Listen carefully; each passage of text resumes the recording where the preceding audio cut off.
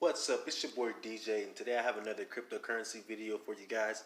And today I would like to talk about something that is very important and that is amongst us. And I just want to give you some details of it. And the details of what am I talking about? The Bitcoin halving. So this is for people that are basically day traders or investors of this market, and then this is specifically for people that don't really know the history of this and the effects that it could have. So this information has the potential to make you a lot of money and make you very rich. It just depends on what you do it. So definitely listen to this and get where I'm coming from. Because this information could give you a lot of insight. All right, it can really give you a lot of insight, and this can kind of help you predict what is going to happen in the market before it actually happens, and it explains like specific timelines and basically what is going on in the market right now. And this will probably make you panic, or it'll probably make you see that you have time. All right, so let's go. So the Bitcoin halving will be taking place um, in less than 300 days. So basically, what the Bitcoin halving is the Bitcoin issuance rate or block reward was programmatically designed to decline by 50% every 210,000 blocks. So basically, every 4 years based on the 10-minute block time. This is referred to as a halving. Bitcoin has undergone two halvings so far since its inception, and the third halving event will take place in May 2020. This pattern will continue until the block reward becomes zero. So the first one, it was this is before like the halving even happened. And this is 2009. The timeline is 2009 through 2012. So the block rewards were 50. They were 50 Bitcoin, and then the daily issuance that it was given out each day was 7,200 Bitcoins, and then the yearly revenue or the yearly issuance of Bitcoins was 2.6 million, and this happened for 4 years. So once the halving happened, it went from the block rewards were 25 Bitcoins, and then the daily issuance was 3,600 Bitcoins, and the yearly issuance was 1.3 million. And this happened from 2012 to 2016. And then it went to 12 and a half Bitcoins to 1,800 issued daily to 657,000 yearly issued out. Okay, and then from that happening, which this will be the new happening. So that timeline I just spoke about was 2016 to 2020, and this will be the new issuance.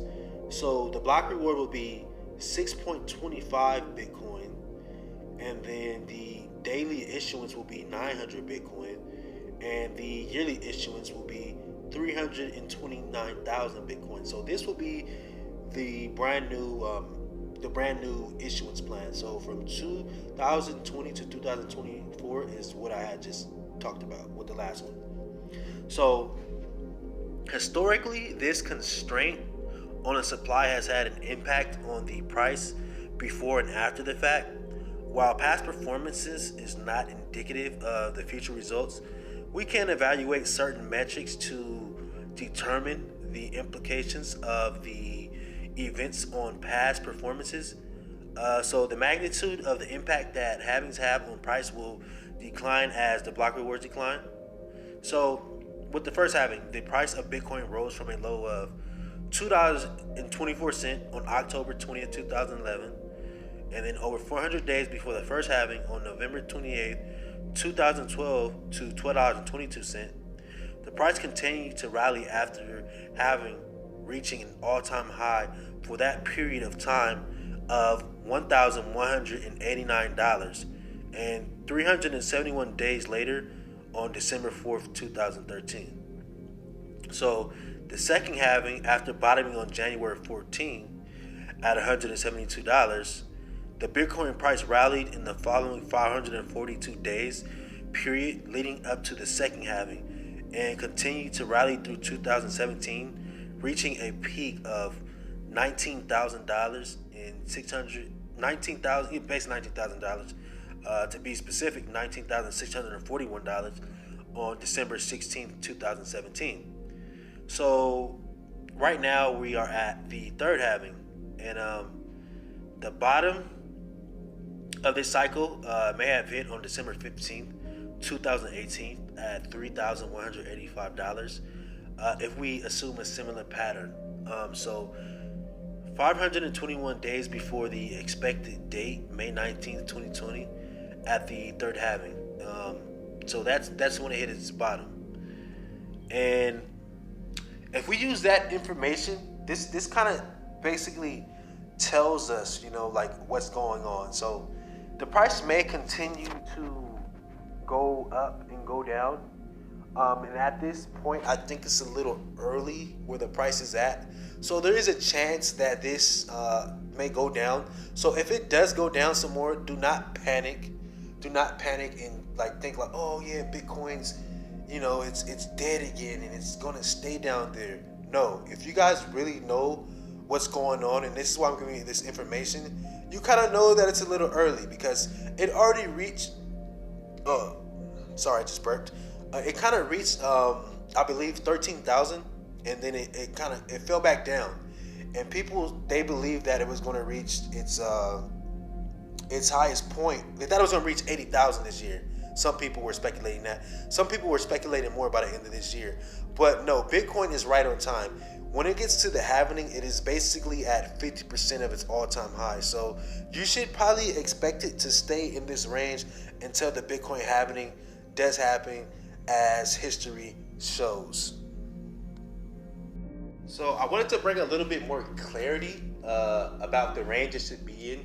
The range that I feel like it'll stay in is around, it could drop, so don't panic if it drops, because it's still not extremely close to the halving, even though it's days away, and it's less than 300 days, so less than a year.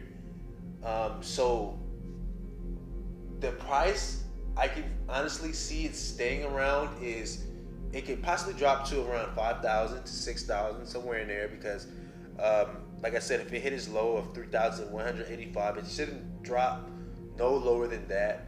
So as long as it doesn't drop lower than that, but I don't see it dropping lower than 5,000. And I could honestly see it going up to, once the halving is here, a little above half of the all-time high, which is 19,000. So it can possibly get to somewhere around 13,000, 14,000 once the halving is here.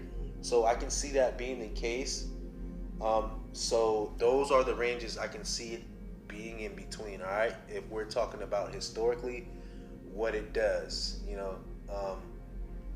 so with that being said, I want to mention some other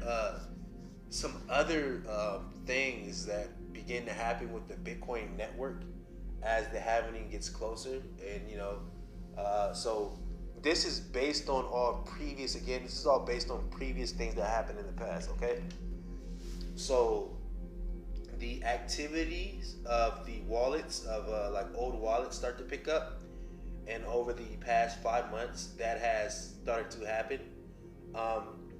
Transactions start to pick up and they start to increase, and also the size of these transactions start to increase, and that has been happening over the past 5 months. Okay, so that's been happening quite a lot.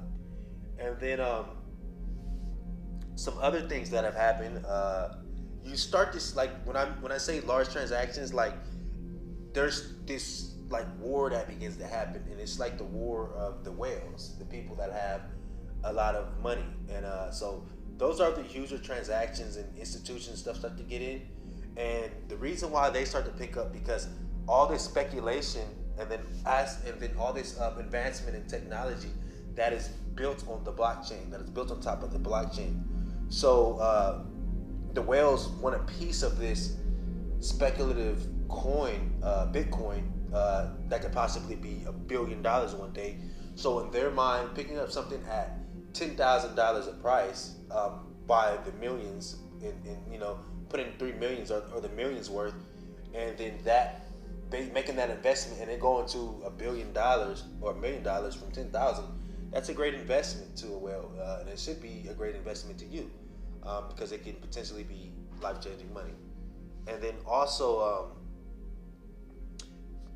since that happens, you know, all these new technologies and people start to speculate on this, the technology, a lot of the people that are in, like the littler guys that have been in this space, they start to look for the new Bitcoin. So you start to see the altcoin market start to pump and things like that, you know. So you have a certain amount of time to get in this and buy in, you know, before Bitcoin does begin the bear market again, which you still have some time. You have a lot of time. So basically, which side will you play? Would you be the guy that gets in, you know, when the halving happens, or will you be the guy that catches the tail end and be like one of these newbie guys? Once, like I was, you know, I got the knife at the end. It went from 19,000 to like 10,000, and it went back to 3,000. All right, so you can be that guy, and I guess kind of learn your lesson, and you know, make you take this Bitcoin history lesson more serious, or you can be the guy that just, you know, heeds the information that's out there and become rich with the information. So if you guys like this video and it helped you, you know, hit the like and subscribe. Wow.